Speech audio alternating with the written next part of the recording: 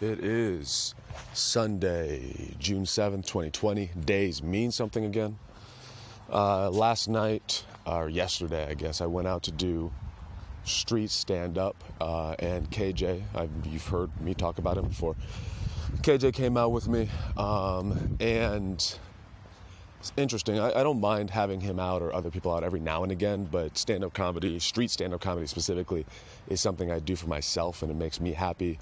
And I think, bringing a bunch of people out there is just going to do what the buddy system did to me, which is fucking irritate me and make me feel like I have to babysit. Not to say I have to babysit KJ, like he's fine out there, but I have no intention of bringing a bunch of comics out there. But we were out there, and it was interesting because I haven't really seen other comedians in a very long time, especially other comedians perform. And we have a different energy. We have a different vibe. And I don't even know where I should start with this. All right, here, I'll tell you what happened, and I'll do the whole timeline process so you kind of get where my thought process is here. But when we were doing street stand-up, when I do it alone, there's a lot of times where it's really not funny. As I'm sure anybody listening to me, it's not funny as much as it is passionate. That's the word. Passion is the word of this episode. So we're out there, we're doing our thing, we're going back and forth. Like, I'll tell jokes, he'll tell jokes. And he has a vibe, a cool guy vibe, a sort of a nothing phases him vibe. He's very calm, very collected. There's like a lot of sarcasm when it comes to him. And my vibe is definitely not that. My vibe is like goofy, and it's a little silly, it's spastic, it's manic. And so it feels, when we were both out there, maybe if he comes out there a few more times. Aaliyah, what the All right, sorry. Aaliyah, hold on. Sorry about that. She got herself trapped in the leash because she's fucking stupid. Our vibes, they clash. It's like when I'm doing my thing, his energy undercuts that. And then when he's doing his thing, my energy makes it awkward. At least that's what I felt a little bit during it. But, I've always appreciated his help and his support. And so if he needs a place to do his thing, I want to be able to provide that, but not at the expense of my own happiness and my own enjoyment of it in and of itself. Finding a balance, guys. Stay fucking woke. Stop sleeping in this bitch. You get out your fucking sleeping bag and you stay woke, goddammit. And so that's how I felt, was like, I learn a lot from KJ, and even watching him when we're doing it together and seeing just the way he approaches things, I even learn about myself through how I approach things and how differently we go about things. Regardless, so we were out there like noon. We were out there about 4 hours, and the protest started at 4. And during the protest, KJ left at that point. I think he saw the protest and then he left. And then some ladies came up to me and were like, hey, the protest, this is in Redlands, the protest only has a megaphone and nobody can understand what's being said. So I selflessly, as Martin Luther King Jr. would say, I fucking sacrificed for the movement. I brought my speaker over and I let them use my speaker and the car battery and everything. And to be honest with you, at first I thought like, oh, they'll need it for an hour and it'll be fine. And then one of the leaders, a lady, she was like, we're gonna be here for a while. And I was like, oh, Jesus Christ. I was already out there for 4 hours and I had to be out there for I want to say, what? If I'm being generous, 9, maybe 10 hours I was out there. So I waited for their protest to be over, and I waited for because I'm a part of this shit. I'm wearing a Black Lives Matter shirt walking through this crazy ass neighborhood. I'm on the front lines, motherfuckers. Y'all don't know me. Y'all know me. I don't give a fuck. So we were, dude, I gotta piss. We were, fuck, I need to find somewhere to pee. We were doing things. Okay. So they were doing a protest or whatever, and I waited till they were done, and then I was already on the stage with all the equipment, so I started talking. Aaliyah, come the fuck on. Okay, so we were. So protest happens, and I start doing my. By that point, a good chunk, like the streets were filled with people. There's a fuckload of people, and by the time the protest was over, there was not a lot of people left. If you want to see, I mean, it was a fair amount for me, but if I don't know, if you want to see the amount of people, you can check my Instagram. I posted a picture of it.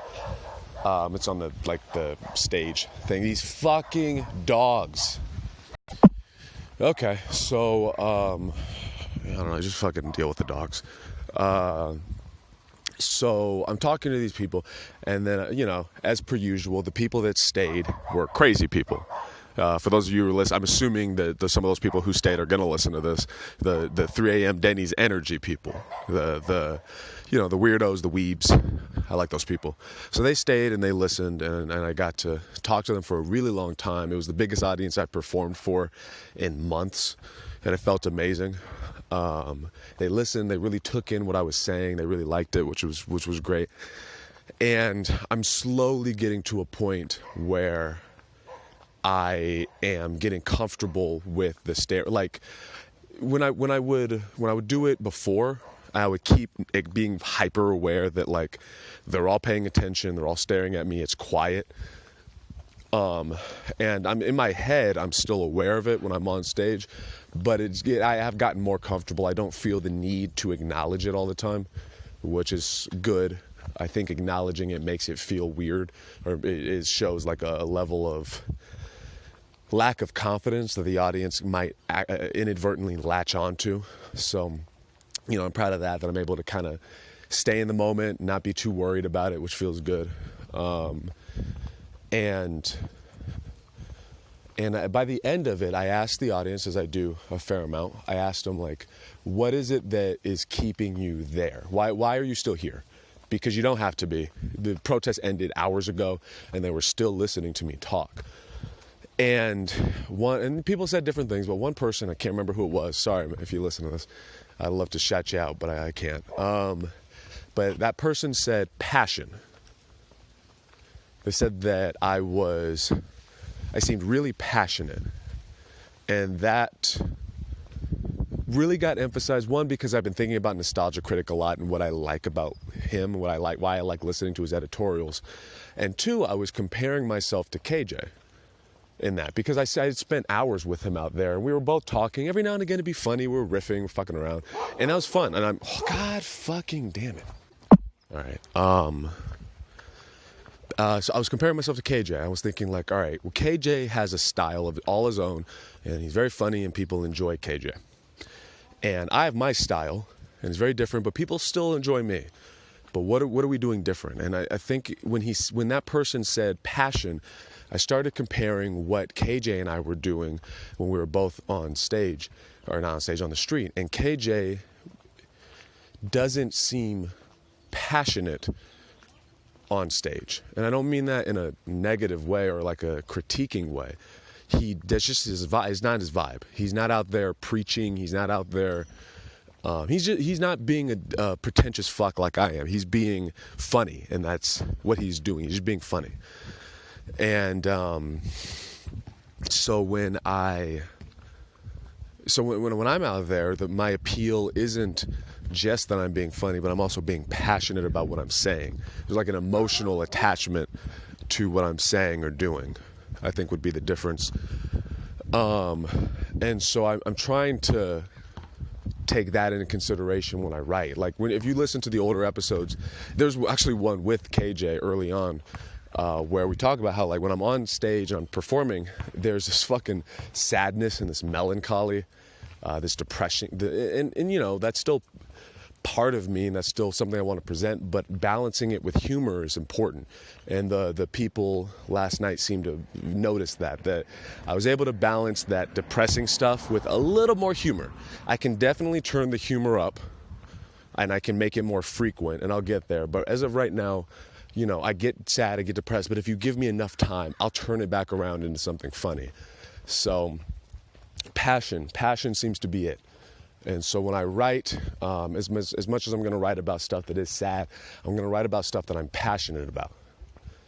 And I think I talked about it in the Apocalypse episode. I'm passionate about stand-up comedy. I fucking talk about it so much. So I think I'm going to do comedy about comedy.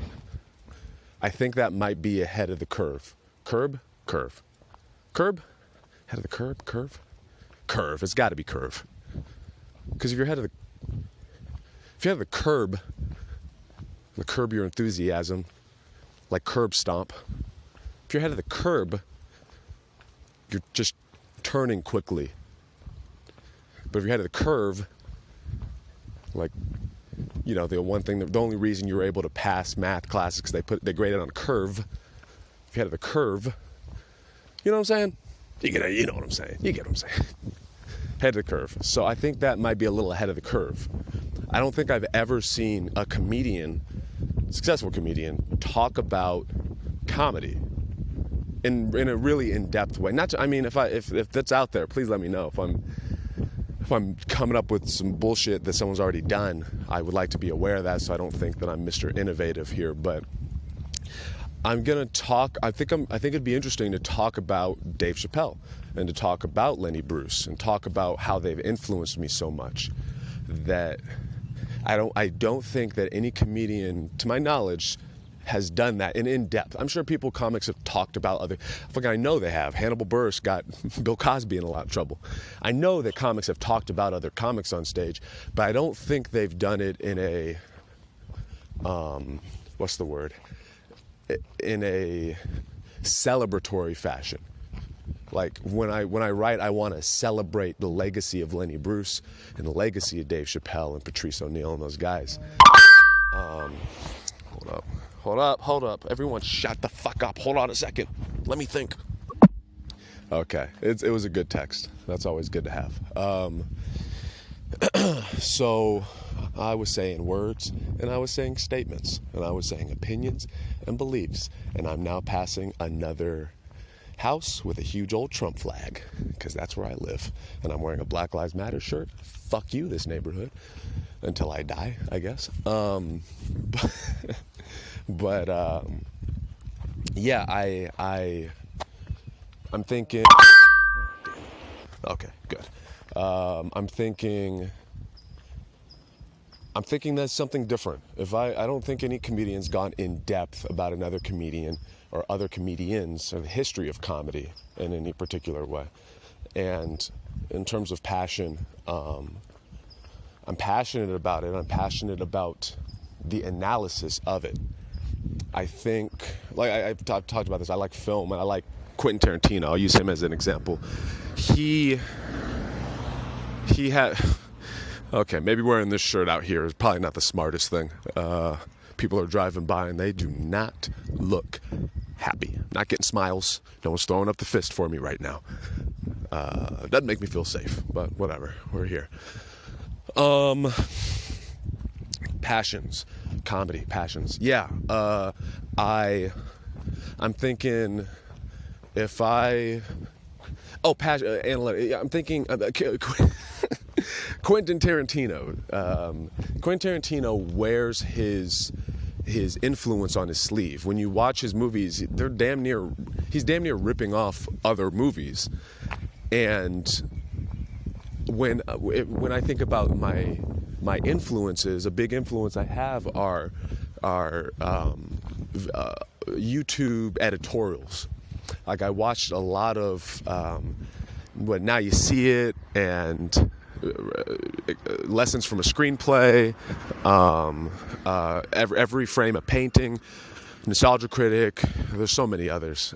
Film Theory, all those guys. They analyze and they break to cracked.com. They analyze and they break down arts. They break down film and stuff, and they do it in an entertaining way. And I think if I can tap into that influence and I can articulate how stand-up comedy works to people and why I'm so passionate about it, I think I might hit a new wave, or I could potentially create a new wave of comedy, or a new type of comedy. This Aaliyah got hit by a fucking car. Create a new style, genre. I don't know if that's a genre, but that's kind of what I'm trying to do right now. So I think I'm gonna keep building material on Dave Chappelle and Lenny Bruce in particular, and see where that goes. That's gonna be the plan right now. I think that's a good plan. Talk about your passions, bro. What do you care about in your heart, man? In your fucking heart and your soul, bro. That's my plan. Okay, passion. So, dude, I don't know if I want to keep wearing this shirt out here. My God. Fuck, oh boy, hold on a second. I'm about to pass some young people with a dog as well. They look concerned. I hope they're cool. I actually might keep this recording just in case. No, they seem cool. Give me a second. Okay, we're good. I ain't touched no white children. I ain't touched these white children. I ain't touch them. All right. So I was thinking, so passion. If I got to find my own voice, I'm not going to try to copy KJ or copy Patrice or Dave or Bill or anything like that. I got to find my own voice, my own way of doing things. I just got to take techniques from them. And I don't, performing with KJ really showed me my strengths and my weaknesses. He's consistently more funny. He's always been consistently more funny than me. But if I were to have a strength, it is that passion does draw people in, especially on the street. I think I'm developing a very unique style because I'm doing it on the street so much. There's a different energy, there's a different type of way of doing it when it's not in a comedy club or a bar. It's a completely different headspace. So I'm going to think on it more. I'm going to try to elaborate on it more and build. But I think passion is the key. When I write, I'm going to write about things I am passionate about so that I don't have to phone it in. So that when I'm talking, you can really feel I mean what I say. I guess that's where I'm at.